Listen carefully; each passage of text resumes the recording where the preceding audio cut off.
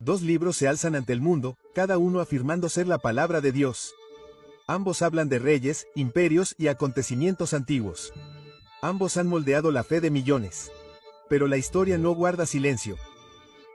Las piedras, las inscripciones y los registros polvorientos de reinos olvidados cuentan su propia historia.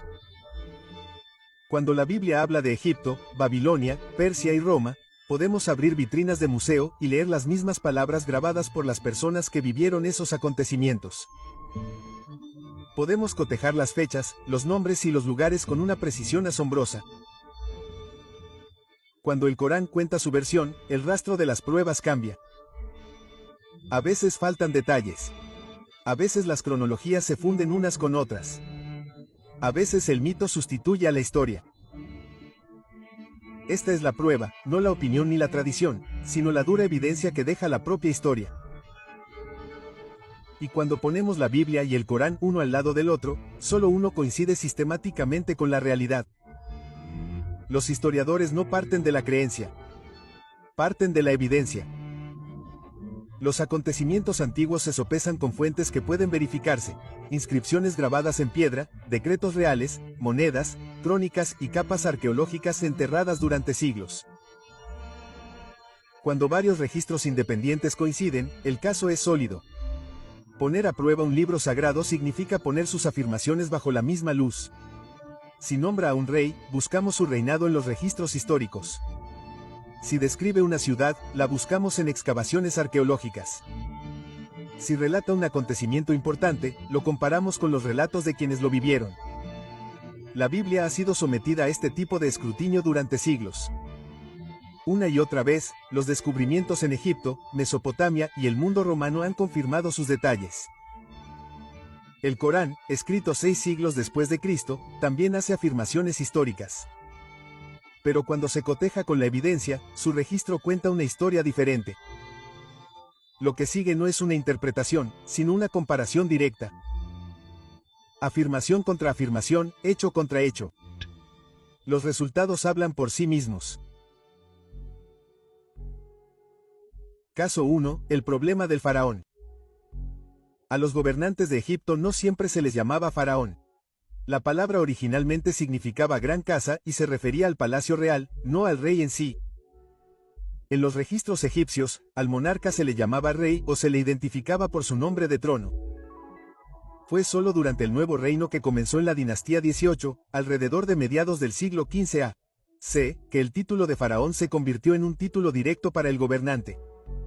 La Biblia refleja este cambio con notable precisión. En el relato de José, ambientado durante el Reino Medio de Egipto en Génesis 41, el gobernante es llamado rey de Egipto, lo que coincide con la terminología de esa época. Siglos más tarde, en la época de Moisés y el Éxodo, el título cambia. Ahora el gobernante se llama faraón, exactamente como había evolucionado el uso egipcio en el período del Imperio Nuevo. Este no es el tipo de detalle que alguien podría adivinar siglos después de los acontecimientos, especialmente porque el conocimiento de los antiguos títulos de Egipto se perdió hasta que la arqueología moderna lo descubrió. El Corán, sin embargo, no hace tal distinción. Utiliza el término faraón tanto para el gobernante de José como para el gobernante de Moisés, como si fueran el mismo tipo de figura que vivía en el mismo contexto político. Es más, sitúa a Amón, un funcionario persa del libro de Esther, en la corte del faraón.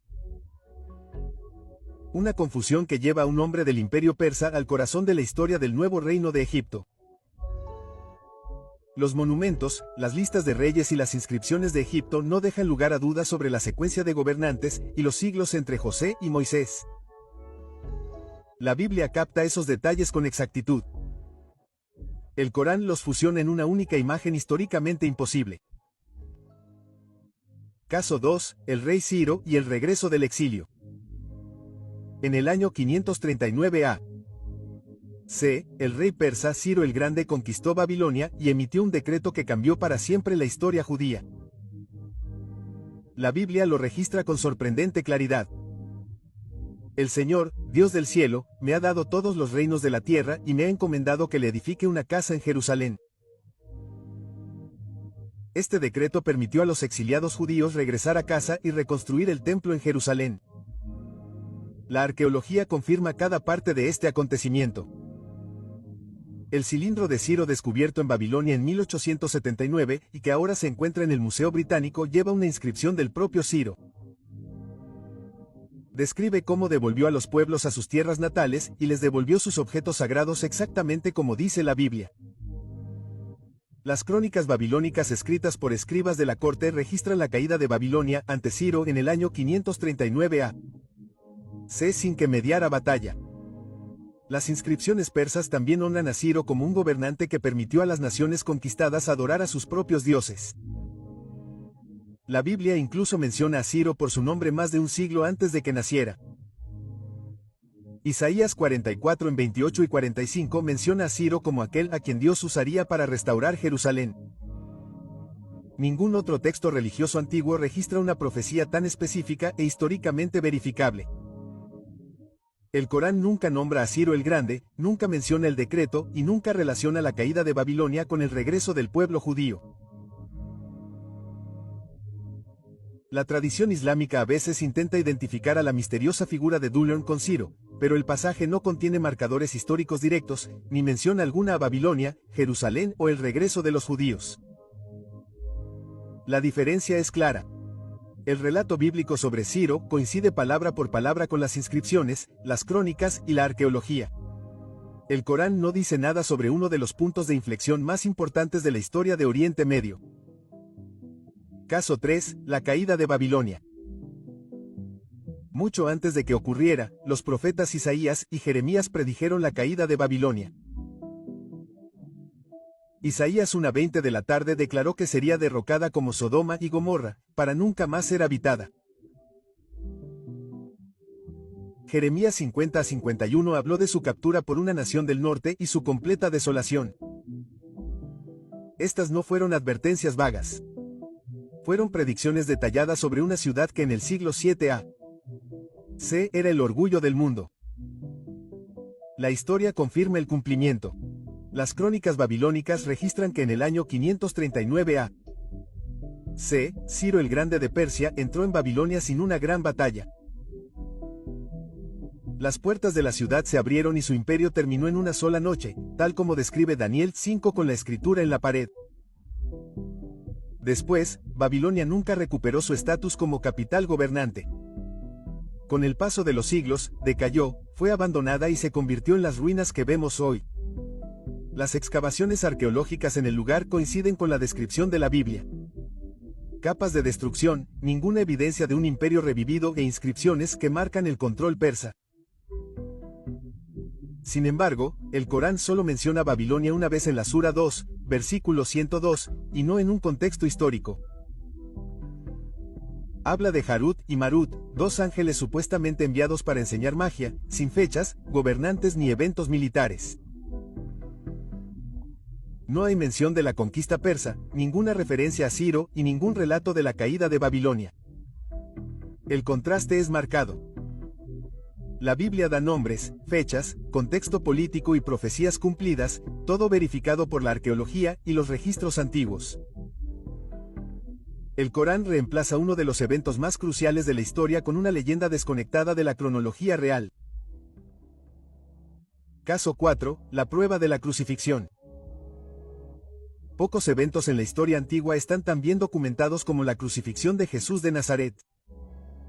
La Biblia no la presenta como una tradición vaga, sino como una ejecución pública bajo la autoridad del gobernador romano, Poncio Pilato.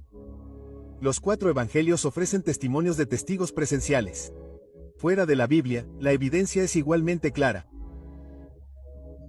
El historiador romano Tácito escribió que Cristo sufrió la pena máxima durante el reinado de Tiberio a manos de uno de nuestros procuradores, Ponteo Pilato.